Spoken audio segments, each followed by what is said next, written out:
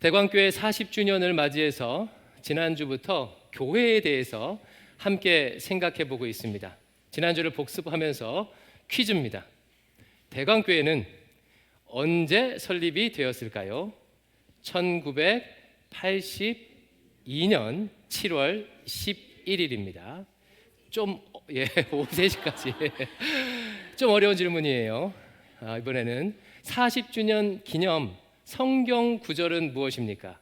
신명기 7장 19절입니다. 이번 문제는 좀 쉽습니다.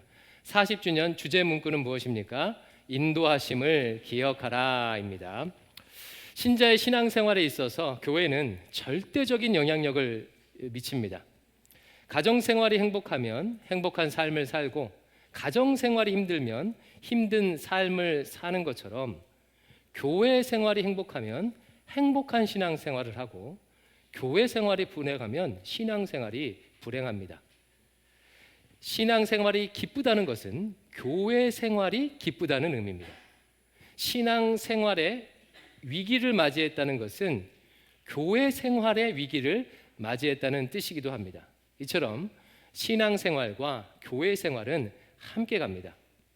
그래서 좋은 교회를 만나서 교회 생활을 행복하게 하는 것은 신자가 가질 수 있는 가장 큰 축복 중에 하나입니다.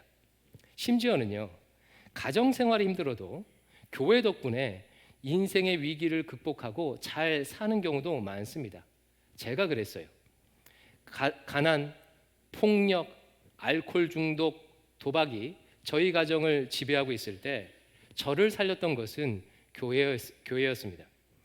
교회는 저의 어린 시절의 놀이터였습니다. 힘들고 어려울 때마다 교회에 와서 기도하고 울고 목사님께 상담받고 은혜 받으면서 어려움을 극복했습니다. 부모에게 사랑을 받지 못해 제 마음에 커다란 구멍이 나 있었는데 그 구멍을 교회에서 메꿀 수가 있었습니다. 반면에 교회에서 상처를 받게 되면 씻을 수 없는 상처가 새겨지기도 합니다. 교회가 너무나도 소중하다 보니까 교회에서 받는 상처는 다른 곳에서 받는 상처보다 더 크게 느껴질 수가 있습니다. 이처럼 교회는 신자에게 매우 중요하기 때문에 교회에 대한 성경적 바른 기준을 세우는 것은 아무리 강조해도 지나침이 없습니다. 교회에 대한 성경적 기준을 잘 알아야 신앙생활을 잘 할 수 있겠죠. 이런 차원에서 여러분에게 묻습니다. 여러분께서는 교회에 대한 어떤 기준과 교회에 대한 어떤 상을 가지고 있습니까? 누군가 교회가 무엇이냐고 묻는다면 뭐라고 대답하시겠습니까? 교회를 얼마나 잘 아는지 확인하는 질문을 하나 드려볼게요. 주변에 보면 심심치 않게 이단들이 있죠. 그런데 그들의 건물을 보면요, 대광교회처럼 무슨 교회라고 적혀 있어요. 이단교회도 교회고 대광교회도 교회면 도대체 이게 어떻게 된 일입니까? 이 둘은 무슨 차이가 있는 것입니까? 쉽게 대답하기 어렵지요. 가장 기본적인 용어부터 무엇을 의미하는지가 애매해요. 교회라는 말은 불교 용어를 차용해서 쓴 단어입니다. 원어는 에클레시아예요. 한국에서는 이 교회가 일종의 보통 명사처럼 사용되고 있죠. 그래서 기독교뿐만 아니라 다른 사교 집단들도 교회라는 말을 사용합니다. 때문에 교회라고 해도 다 같은 교회가 아닌 거예요. 이단교회와 대광교회는 교회라는 똑같은 단어를 사용하고 있지만 실제는 다른 의미를 가지고 있는 것입니다. 그래서 오늘부터 3주 동안은요, 성경이 말하는 교회가 무엇인지를 나누려고 합니다. 이번 기회를 통해 교회란 이런 것이구나 라는 성경적 기준을 세우시기 바랍니다. 오늘은요, 교회가 무엇인지 잘 정의해주는 대표적인 성경 구절 하나를 보려고 합니다. 오늘 바로 설교 본문 말씀인데요, 사도 바울이 고린도 교회를 향해서 쓴 편지의 서두 부분이에요. 사도 바울은 고린도 교회를 부르면서 다음과 같이 교회에 대해서 정의하고 있습니다. 1장 2절 말씀을 같이 한번 읽어보겠습니다. 시작. 고린도에 있는 하나님의 교회 곧 그리스도 예수 안에서 거룩하여지고 성도라 부르심을 받은 자들과 아멘. 자, 말씀 보니까 고린도에 있는 하나님의 교회라고 부르고 나서 그 뒤에 다른 말로 교회를 정의하고 있어요. 뭐라고 하고 있죠? 곧 그리스도 예수 안에서 거룩하여지고 성도라 부르심을 받은 자들이라고 말합니다. 바로 이것이 교회의 가장 대표적인 정의예요. 교회란 그리스도 예수 안에서 거룩해진 성도라 부르심을 받은 자들의 모임입니다. 근데 이 말이 좀 기니까 그 의미를 되살려서요, 짧게 요약하면 이렇게 정의할 수가 있어요. 교회란 예수 믿고 구원받은 성도의 공동체다. 저를 따라서 해보겠습니다. 교회란 예수 믿고 구원받은 성도들의 공동체다. 그게 교회의 정의입니다.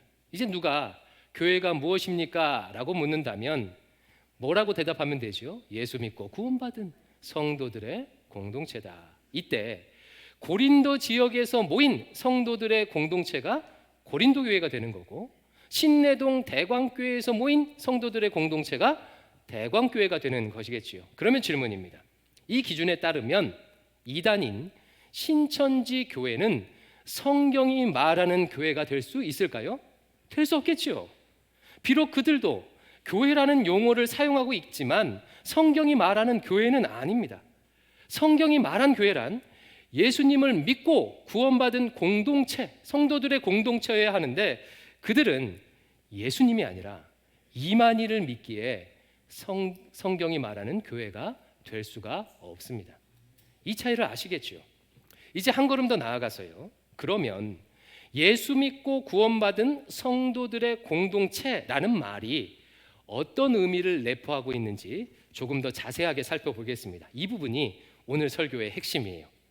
총 이 말은, 이 정의는 4가지 의미를 가지고 있습니다. 첫 번째로, 교회가 예수 믿고 구원받은 성도들의 공동체라는 말은 교회는 건물이 아니고 사람이라는 것을 의미합니다. 교회에 대한 가장 흔한 착각 중 하나가 교회를 건물로 생각하는 거예요. 대광교회 하면 대광교회 건물을 먼저 머리에 떠올리게 되죠. 그러나 교회는 건물이 아닙니다. 성도들, 즉 예수 믿는 사람들의 모임이에요. 건물은 그 사람들이 모이기 위해서 편의상 사용하고 있는 것이죠. 여러분, 이것을 아는 것이 얼마나 중요한지 다음에 예를 보면 알 수가 있어요. 어떤 목사님께서 교회를 개척하려고 합니다. 그런데 만약 그분이 교회를 건물이라고 생각한다면 그분에게 있어서 교회 개척은요, 건물을 임대하거나 교회 건물을 짓는 것이 될 것입니다. 하지만 교회를 성도들의 모임이라고 생각한다면 전혀 다른 방식으로 접근하겠죠. 전도를 해서 예수 믿는 사람들의 모임을, 그 공동체를 만드는 것을 가장 우선시하게 될 거예요. 그것을 교회 개척이라 생각할 것입니다. 이에 대한 좋은 사례가 대광교회 역사에 있습니다. 대광교회 파송 선교지인 한중사랑교회는 후자와 같은 방식으로 세워졌습니다. 대광교회 출신 서영희 목사님께서 몇몇 중국 동포들에게 복음을 전했고 전도했고 그분들이 예수님을 믿게 되었어요. 그리고 그 사람들과 함께 모여서 말씀을 공부했습니다. 즉 성도들의 공동체가 형성된 것이죠. 비록 건물도 없고 교회 간판은 없었지만 성도들의, 예수 믿는 성도들의 공동체를 이루었기에 이미 교회가 된 것입니다. 한참 지나고 사람들이 많이 생기게 되자 성도들의 필요를 위해서 건물을 임대하고 장소를 정한 것입니다. 여러분, 오해하지는 마십시오. 건물이나 장소가 필요 없다는 말은 아닙니다. 사람들이 모이려면 이처럼 모일 장소가 필요하죠. 하지만 핵심은 건물이 아니라 성도들의 모임이라는 거예요. 이것이 교회라는 거예요. 자, 이 원리를 한번 응용해 보겠습니다. 앞으로 대광교회가 교회를 개척한다고 한다면 우선적으로 중요하게 여겨야 할 것이 무엇이겠습니까? 사람이겠죠. 개척하는 교회에 성도를 파송하거나 개척하는 지역에 전도를 해서 성도의 공동체가 형성되도록 하는 것이 가장 중요합니다. 재정 후원도 필요하고 건물 임대도 필요하겠지만 핵심은 사람입니다. 교회를 섬긴다는 것은 무엇을 의미하겠습니까? 성도들을 섬긴다는 의미입니다. 최근 전 교우가 교회 청소에 동참하고 있습니다. 정말 잘하고 계셔요. 교회 건물을 청소하는 이유는요, 성도들을 섬기기 위해서입니다. 교회가 성장한다는 것은 건물이 커지고 재정이 늘어난다는 뜻이 아니라 예수 믿는 성도들이 많아진다는 거예요. 혹은 그 성도들이 예수님의 모습으로 성화한다는 것을 의미합니다. 건물과 재정은 그 결과로 따라오는 거예요.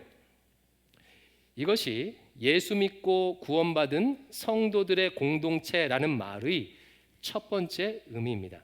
교회는 건물이 아니라 사람이다. 두 번째로, 교회가 예수 믿는 성도들의 공동체라는 말은요, 교회의 주인은 예수님이시다라는 것을 의미해요.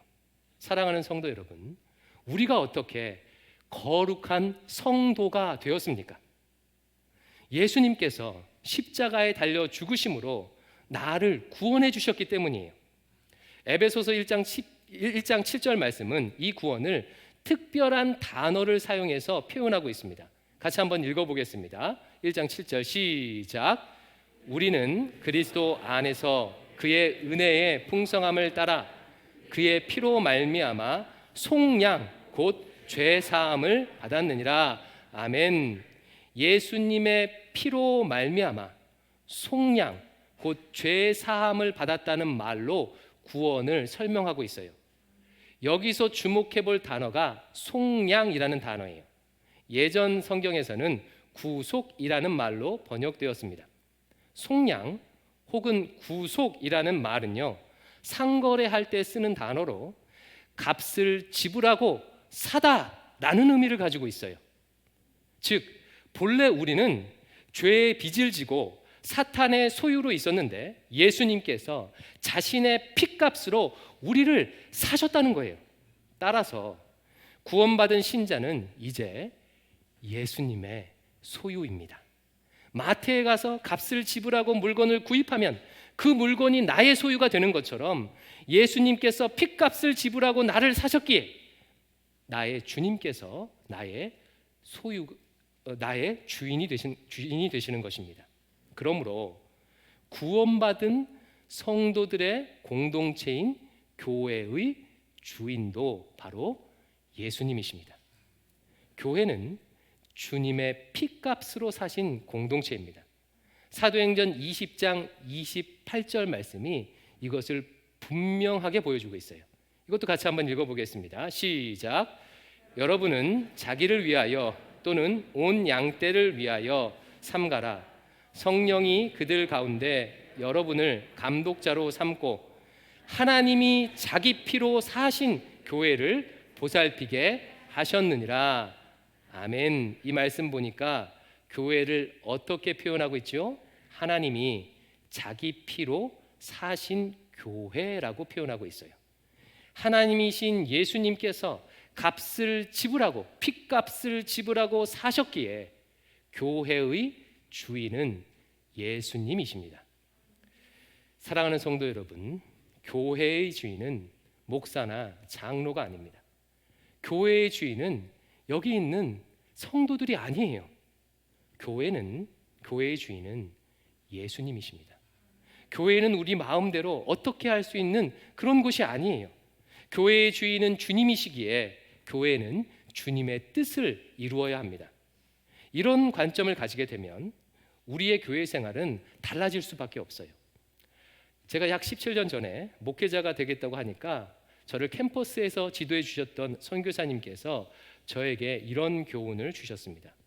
영모 형제, 이제 목회자가 되면 성도들이 예수님을 따르도록 앞에서 이끄는 사람이 되겠지요. 아마 이런 모습일 것입니다. 예수님이 있고 목회자가 있고 성도들이 있고, 그래서 목회자가 예수님께 이끄는 거죠. 만약 목회자가 성도들을 향해서 허리를 펴고 꼿꼿이 서 있게 된다면 예수님의 모습을 가리게 되겠죠.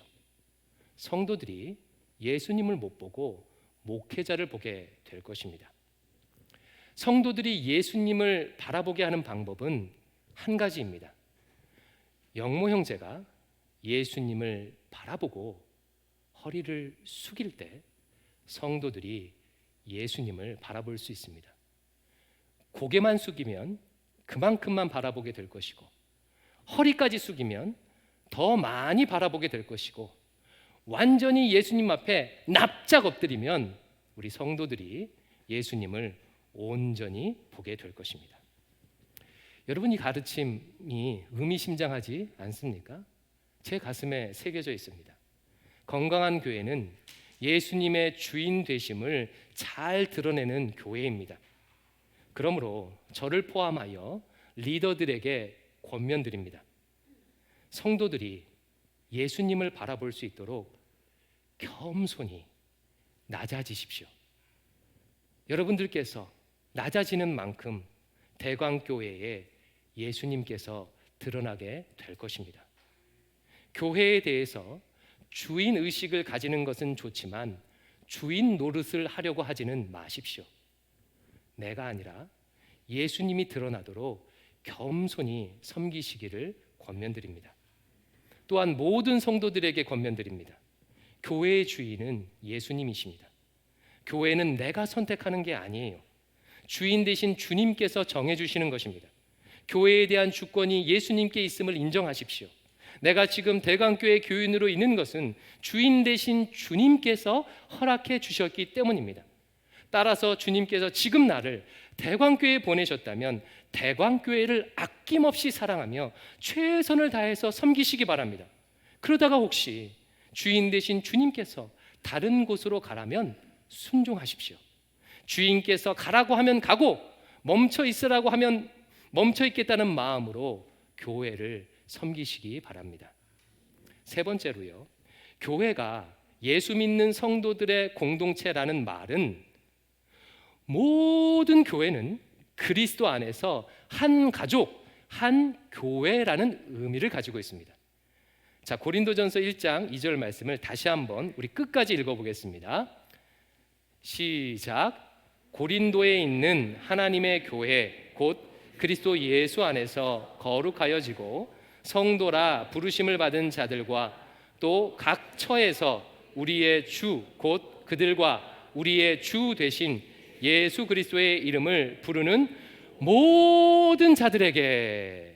하반절 말씀 보니까 사도 바울은 고린도에 있는 교회뿐만 아니라 각 처에서 예수 믿는 모든 성도들을 교회라고 지칭하고 있어요. 예수 믿는 모든 성도들은 한 교회입니다. 이것을 신학적 용어로 하면 우주적 교회라고 해요. 영어로 하면 유니버설 처치입니다. 우리가 사도신경을 암송할 때, 오늘도 암송했죠.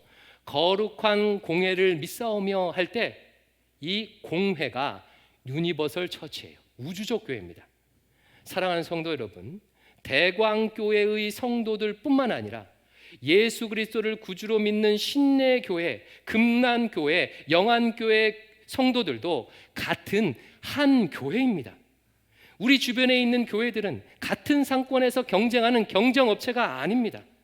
그리스도 안에서 한 교회입니다. 예수 그리스도를 믿고 구원받은 모든 성도들은 그리스도 안에서 한 가족이자 한 교회입니다. 미국에 있는 교회, 아프리카에 있는 교회, 우크라이나에 있는 교회도 그리스도 안에서 한 가족, 한 교회예요. 하지만 안타깝게 이런 우주적 교회의 정신이 많이 훼손된 것이 사실입니다. 교파나 교단이 다르면 우리와 상관없는 교회인 것처럼 여기는 경우가 많습니다. 심지어 남북이 통일되는 것보다 교단들이 통일되는 것이 더 어렵다는 그런 말도 있어요. 그렇다면 우주적 교회에 대한 정신은 구체적으로 어떻게 우리가 구현할 수 있을까요? 크게 두 가지를 저는 강조하고 싶은데요. 첫 번째는 겸손입니다. 겸손. 우주적 교회에 대한 정신을 가진 신자는 내가 속한 교파나 교단이나 교회에 대해서 자부심은 가질 수 있지만 우리만이 최고이고 우리만이 옳다고 여기지 않습니다. 우리 교단이 장자교단이다 와 같은 교만한 말을 사용하지 않습니다. 진리 되신 예수 그리스도를 믿고 성경을 하나님의 말씀으로 믿는 교회라면 타 교단과 타 교파와 타 교회에 대해서 겸손한 마음을 가지고 대하게 되는 거예요. 여러분, 대강교회는 장로교라는 교파에 속해 있죠. 그러면 장로교가 전 세계 교파 중 한 몇 퍼센트 정도 차지하는 것 같습니까? 한국 안에서는 장로교가요 전체 교파 중에 70%예요. 그러니까 가장 많이 차지하고 있죠. 하지만 세계적으로는요 아주 매우 작은 교파입니다. 2021년 통계를 보면 전 세계 개신교인은 6억 명 정도가 있습니다. 이 중에서 장로교인은요 1,800만 명으로서 3% 정도밖에 안 돼요. 장로교인이 제일 많은 나라가 한국입니다. 600만 명이 한국에 있고 미국은요 장로교인이 200만 명도 안 돼요. 따라서 장로교만 옳다고 주장하거나 장로를 세워서 교회를 치리하는 장로교의 방식만을 정답인 것처럼 생각해서는 안 됩니다. 겸손한 마음을 가지고 타 교회, 타 교단, 타 교파를 대해야 합니다. 두 번째로는요, 우주적 교회에 대한 정신이 있다면 타 교회들의 아픔을 함께 나누며 돕게 될 것입니다. 고린도전서 9장 1절과 2절을 같이 한번 읽어보겠습니다. 시작. 성도를 섬기는 일에 대하여는 내가 너희에게 쓸 필요가 없나니 이는 내가 너희의 원함을 알미라. 내가 너희를 위하여 마게도냐인들에게 아가야에서는 1년 전부터 준비하였다는 것을 자랑하였는데 과연 너희의 열심이 퍽 많은 사람들을 분발하게 하였느니라. 아멘. 이 말씀 잘 눈에 안 들어오시죠? 좀 어렵지요. 이런 뜻이에요. 아가야에 있는 고린도 교회가 예루살렘 교회를 위해서 헌금을 1년 동안 준비했대요. 그래서 사도 바울이 마게도냐 사람들에게 이 아가야에 있는 고린도 교회를 자랑했다 이런 말입니다. 고린도 교회는요 예루살렘 교회가 어려움을 겪고 있다는 소식을 듣자 1년 동안 헌금을 모으고 준비했습니다. 그리고 그것을 기꺼이 예루살렘 교회를 위해서 드렸어요. 고린도 교회와 예루살렘 교회는요 육로로 가게 될 경우 3,000km 정도 떨어져 있습니다. 각 교인들은요 서로 얼굴을 알지 못하는 일면식도 없는 그런 관계예요. 하지만 그들은 바울의 이야기를 듣고 예루살렘 교회를 기꺼이 도왔습니다. 왜 그랬을까요? 비록 물리적으로는 떨어져 있지만 그리스도 안에서 한 가족임을 믿었기 때문입니다. 예루살렘 교회를 그리스도 안에서 한 교회로 여겼기 때문이에요. 혹시 주보를 가지고 계시면 주보 제일 뒷면을 한번 펼쳐서 봐주시기 바랍니다. 제일 뒷면이에요. 제일 뒷면. 주보 뒷면에 보면 국내외 파송 선교지와 협력 선교지 명단이 있죠. 그럼 확인하셨죠? 제일 뒤에요. 제일 뒤에. 예, 제일 뒤입니다. 대강교회는요 3군데의 파송 선교지와 24개의 국내외 협력 선교지를 이렇게 주보에 나와 있는 것과 같이 가지고 있습니다. 이제 주보를 내려놓으시고 저를 보세요. 성도님들께 묻습니다. 이 교회들은 우리와 어떤 관계입니까? 그리스도 안에서 한 교회이며 한 가족입니다. 이 교회들이 겪는 고통은 주님의 고통이자 곧 우리의 고통입니다. 어려움을 함께 짊어지고 기쁨도 함께 나누어야 할 것입니다. 마지막으로 네 번째로요. 교회가 예수 믿는 성도들의 공동체라는 말은요. 이 땅의 교회는 완벽할 수 없다, 완벽하지 않다는 것을 의미합니다. 사람들이 교회에 대한 흔히 하는 또 다른 오해 중 하나는요. 교회에는 천사들만 모여 있다는 착각이에요. 여러분 겪어보시니까 어떻습니까? 그렇지 않죠. 천사들은커녕 불신자보다 못된 그런 사람들도 교회에 있어요. 왜 그럴까요? 왜 이런 일이 일어날까요? 이유는 한 가지예요. 구원의 조건 때문입니다. 구원의 조건. 세상의 모든 모임은 그 모임에 들어가기 위한 나름의 자격 조건이 다 있어요. 나이, 출신, 취미, 학력, 재력 등 뭔가 하나라도 걸러서 모입니다. 경로당만 해도요, 아무나 가는 게 아니죠. 나이 많으신 분들이 가는 곳이에요. 하지만 교회는 그렇지 않습니다. 교회의 구성원이 되는 데는 어떤 외적 조건이 전혀 필요가 없어요. 예수 그리스도를 믿기만 하면, 예수 그리스도를 믿기만 하면 어떤 조건도 상관없이 구원받은 성도가 되고 교인이 되는 것입니다. 그래서 교회는 예수 믿고 구원받은 성도들의 공동체인 거예요. 그런데 예수 믿고 구원받았다고 바로 천사처럼 변하게 되는 것입니까? 그렇지 않죠. 구원받은 신자는 신분이 바뀌는 거예요.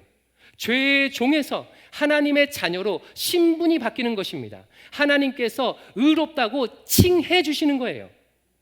마치 태어난 아기가 태어난 순간부터 성숙한 어른처럼 사는 것이 아닌 것처럼 구원받은 신자도 거듭난 순간부터 예수님처럼 사는 것이 아니에요.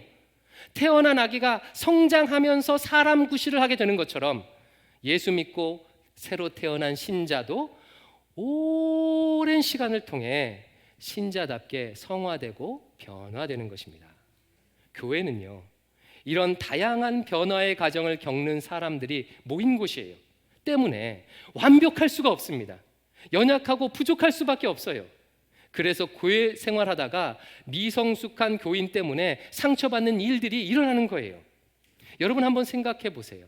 수많은 사람들 중에서 고르고 골라서 단 한 사람, 내 짝이라고 생각해서 결혼한 그 사람하고도 이렇게 갈등하고 사는데, 이렇게 다양한 사람들이 모여있는 교회에서 갈등이 없다면 그것이 자연스러운 일이겠습니까? 그러므로 교회를 사랑하는 것은 교회가 완벽해서가 아닙니다. 예수님께서 교회를 왜 사랑하실까요? 교회가 사랑받을 짓을 해서일까요? 교회가 완벽하기 때문에 예수님은 교회를 사랑하실까요? 그렇지 않겠죠. 제가 미국에서 유학할 때 5살짜리 제 둘째를 미국 어린이집에 보낸 적이 있어요. 근데 가기 싫다고 해서요, 갈 때마다 우는 거예요. 보통은 한두 주 가게 되면 이렇게 적응하고 잘 가지 않습니까? 근데 제 아이는요, 정말 오랜 동안 들어갈 때마다 울었어요. 그래서 어린이집 갈 때마다 마치 이상가족 상봉하는 일들이 매일매일 일어나는 거예요. 그나마 제가 보낼 때 좀 덜 울고 가서 주로 제가 담당을 했습니다. 이 고충이 이만저만이 아니었어요. 아이를 교실에 딱 이렇게 들여보내고 나서 제가 먼 발치에서 아이를 바라봐요. 다른 아이들은 친구들과 얘기도 하고 그리고 밝게 웃으면서 놀기도 하고 막 씩씩하게 있어요. 근데 제 아들은요, 막 엄청 울어갖고 얼굴에 콧물, 눈물이 범벅이 돼서요, 아주 찌질한 모습으로 이렇게 서 있는 거예요. 그런데 놀랍습니다, 여러분. 제 눈에는 깨끗한 얼굴로 밝게 웃고 씩씩하게 있는 다른 아이들의 모습은 별로 들어오지가 않아요. 울어서 찌질하게 보이는 제 아들만 제 눈에 들어와요. 저에게는 그 울보 아이가, 어린이집도 잘 못 가는 그 아이가, 나를 속상하게 하는 그 아이가 세상의 어떤 아이보다도 소중합니다. 저는 그 아들을 제 생명보다도 더 사랑해요. 왠지 아세요? 제 아들이니까요. 우리 주님도 마찬가지입니다. 주님이 교회를 사랑하시는 이유는 교회가 잘나서 완벽해서가 아닙니다. 하나님의 자녀이기에 주님의 핏값으로 사신 주님의 교회이기에 사랑하시는 거예요. 비록 연약함 투성이이고 주님의 속을 썩이며 때로는 세상보다 못한 모습을 보일 때도 있지만 주님께서는 여전히 교회를 사랑하십니다. 맞습니다. 한국 교회가 타락했어요. 맞습니다. 대강교회도요, 연약한 부분이 있고 부족한 부분이 많이 있습니다. 하지만 우리 주님은요, 여전히 그런 한국교회를, 대광교회를 사랑하십니다. 교회를 향한 주님의 이 마음이 우리에게 부어지기를 소망합니다. 내가 교회를 사랑하는 이유는 주님이 여전히 교회를 사랑하고 계시기 때문입니다. 완벽해서가 아니에요.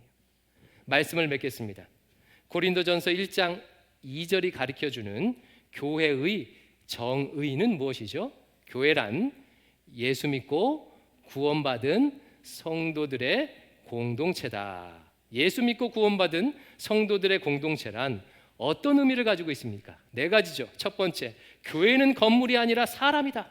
두 번째, 교회의 주인은 예수님이시다. 세 번째, 모든 성도, 예수 믿는 모든 성도는 그리스도 안에서 한 교회이다. 네 번째, 이 땅의 교회는 완벽하지 않다. 그러나 사랑할 수 있다. 예수 믿고 구원받아 대광교회로 모인 여러분들을 주님의 이름으로 사랑합니다. 기도하겠습니다. 아버지 하나님, 우리를 핏값으로 사신 교회의 지체로 하나 되게 하시니 감사합니다. 많은 교회 중에서 대광교회로 불러주시니 감사합니다. 주인 되신 주님께서 나를 이곳에 불러주셨사오니 주님이 그러신 것처럼 마음을 다해서 사랑하며 섬길 수 있도록 인도하여 주시옵소서. 예수님 이름으로 기도합니다. 아멘.